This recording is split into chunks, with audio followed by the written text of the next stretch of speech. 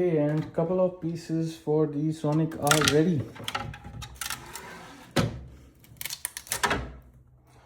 Expanded the size, so I hope it fits nicely. Tray number 2 ready. 2 more white prints are needed, but yeah, coming up nice. The next tray is ready after 3 hours. We have another tray ready, part of the feet, I guess, and another tray is ready.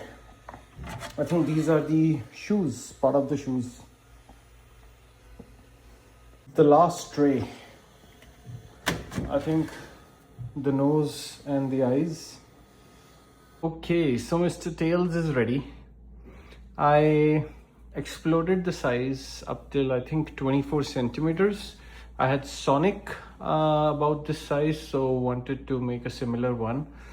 But yeah, came out nicely. Took longer to print, but yeah, bit flimsy because of these joints, see, but anyhow,